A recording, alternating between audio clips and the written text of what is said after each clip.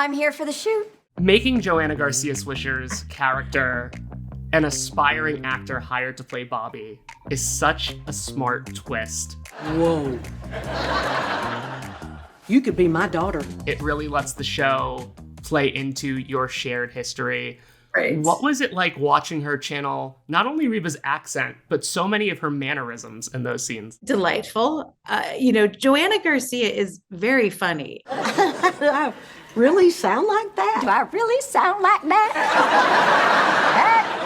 That? It sort of reminded me of the Reba episode where she was like, we did that little the tag, and she was Paula Abdul, or like they were doing the American Idol. It was so good.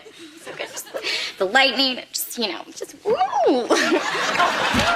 She's a very good mimic, and she's really funny and sharp, and it was hilarious. Good Lord help me. Good Lord help me. Good Lord help me. I can't imagine, I don't know if I'd want to do it right in front of Reba. I'd want to make sure she was laughing, but she embraced it. She was hilarious, and her and Reba loved it. Hi, I'm Bobby, and welcome to Happy's Place. It was hilarious and a little creepy and very enjoyable.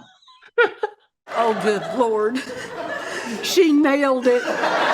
I always said this to Joe too, because JoAnna she just done drama. She's, she produces stuff. She's so smart, but she's wickedly funny. Mm-hmm. And her comedic timing is great. So it was really fun. We crank called Steve Howey a lot. The three of us, when we were together on set, we would definitely leave messages for him. We were taking a lot of photos and sending to him. We bugged him a lot while we were together. Incredible. You're going to have to post those to social the week the episode airs. I should. And then we were all going to meet for dinner, and Steve couldn't make it. And so we sent many disparaging videos to him that evening as well. Now, I feel like there's almost, and this might be a weird reference when we're talking about Happy's Place, but there's almost like an Inception quality to some of those scenes, because Barbara Jean always wanted to be more like Reba. Let's start a band. And now Gabby's trying to be more like Kenzie, who's literally modeling herself after Bobby. While you shadow Bobby, I will shadow you. Why? Yeah, why? Did that layered dynamic make those scenes even more surreal or fun to play? It's very meta, very fun. I think sometimes these are those episodes where we wish we had more time, because I think, what is it now, 22 minutes or 23, Mm-hmm. When you get, because just the three of us trying to mimic each other could have gone on for a while. And it did in rehearsal. Good morning. Good morning. Good morning. It's very Matrix-y meta. I don't know. It's like, is it a dream? Is it a dream within a dream? Mm-hmm. But very fun. We embraced it. There's a moment where Kenzie mentions that her father left her mother for a dental hygienist. My dad left my mom for his dental hygienist. I love that it made the final cut. Me too. I'm sorry to hear that, but to be honest, it sounds like a richly comedic situation. That show was a long time ago, and the fact that there's still people that know it, and it's, I think it's beloved by a lot of people. And I love seeing when someone rediscovered, like when it's a new TikTok trend, or that there's, I can never tell. I used to be able to tell by sort of a demographic, like age-wise, of who's watching the original Reba show, but now I don't, because it's all ages. And so it's so nice to hear that, they still know, and it landed. And I will say, because there's nothing like that multicam sort of magic of that live audience. Like when Steve Howey entered the audience, it could have gone on. It felt like that, a 5-minute eruption. When Christopher Rich walked out in front of the audience, the love that they showered them was so lovely. Damn stroke. Clean up on aisle 5. And then when Joe did it, like, just to be in that studio with that energy, and you're reminded that back then we had no idea that somebody would still be watching that show this many years later. And then we got to be lucky enough to work together with a lot of those people again, and have that, that there's still that nostalgia and that warmth for it. So it was fun. And we had to hide Joe, and that was a fun thing of like hiding Steve and Joe and Chris. Like, we don't want the audience to see him till it was their entrance. And it was like when the Fonz walked on. Oh, by the way, so for any of you, Google it.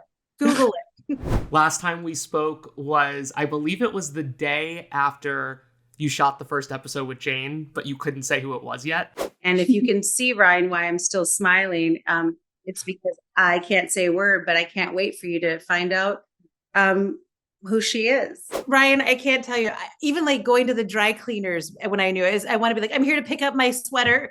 Jane Lynch is going to play my mom. It was so hard not to just scream it at every moment. What has it been like bringing that mother-daughter dynamic to life with her? Everything as an actor I could have wanted, and everything as a human I could have wanted.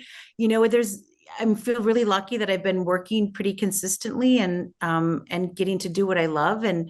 But there's days that you come home like, oh, that was one of my favorite days as an actor. It was just getting to play with somebody who she's from Chicago. I'm from Minneapolis. She did improv. I was in improv. I saw Best in Show and watching her and going like, this is my people. I want to know her. It's a focus on the issues of the lesbian purebred dog owner. And then watching her in Glee and just watching her also, she's tall.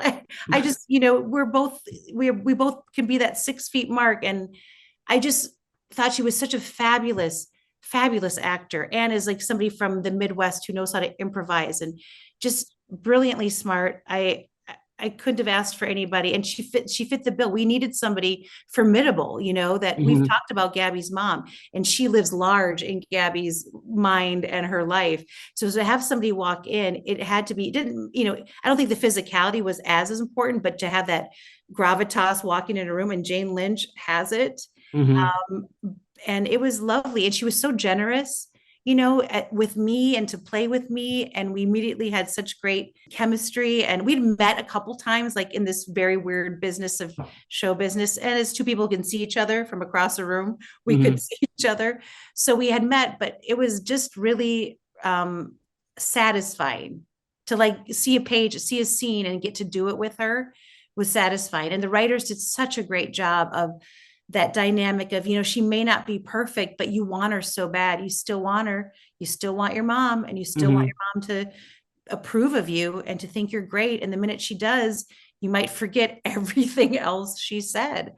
And I think they wrote it in a really great way. And she was so funny. And, I've worked with these people. Obviously, there's a lot of them that have been there since their first Reba days. And to have someone like Kevin or Matt or, Pat Bullard, or the people that were there in the first time, come up and say after that a scene with Jane and go, you just went toe to toe with Jane Lynch and you nailed it. It was like, to me, because again, they're family. So, they don't necessarily, they see you every day. So when they say something like that, it means something. So it was lovely. I could talk about her forever. She's, I just think she's one of she's a treasure, she's on those leading lady, those funny women that have been on the Mount Rushmore in my world for a long time. Hey, and given the way the story plays out, there's a very good chance we might be talking about her again in the future. So yes, there is. There is.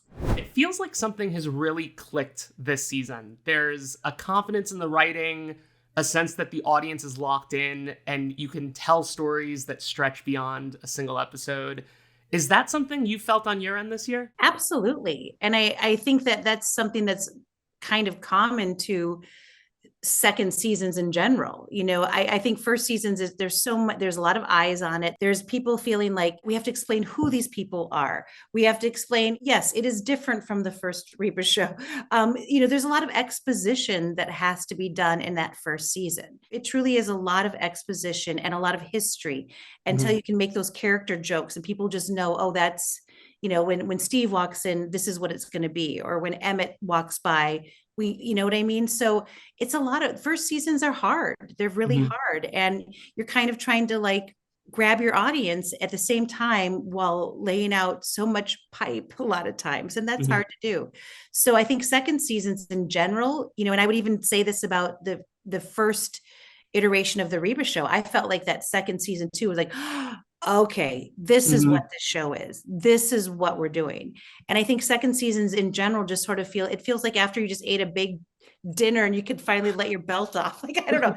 That's not the best analogy, but where it's like, we can relax into this. The audience knows who these people are. They know what stories we're going to tell. Everyone feels a little less pressure of trying to prove yourself to the audience and your bosses and everyone. So, and it's a luxury of character jokes, the luxury of like history that the audience knows. We've talked about specifically, obviously we talk about Gabby's mom a lot. And now people I don't even have to I'm not even gonna have to do a thing the minute she walks in because we have already we know who we think she's gonna be. And I think there is a confidence for the writers too, because they're figuring out our voices in these new characters.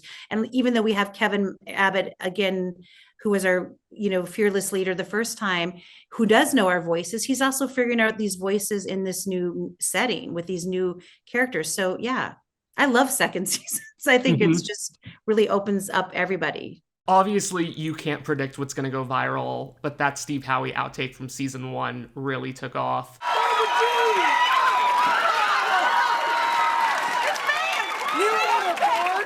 What does it mean to you this many years later to see how much love there still is for Reba and how that love has helped fuel Happy's Place to where we're only halfway through the season and you've already gotten that season 3 pickup? Grateful, truly grateful that people love it. And I'm proud of the show. It is just, it's lovely. Because, I love sitcoms. I love TV.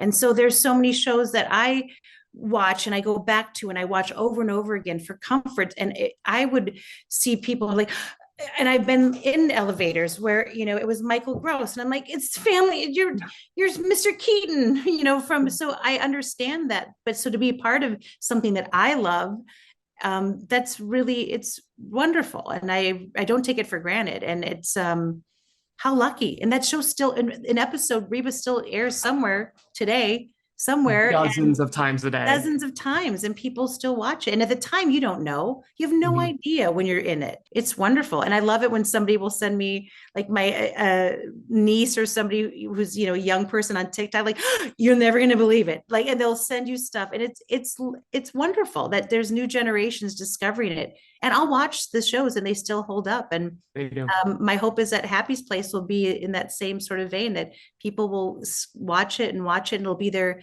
comfort, and they'll feel like we're friends. That's what I love, is that people go like, can I call you Barbara Jean? I'm like, yes, you can call me Barbara Jean bought me my car that wasn't duct taped together. So you can call me Barbara Jean, whatever you want. Like, I will never be tired of hearing that.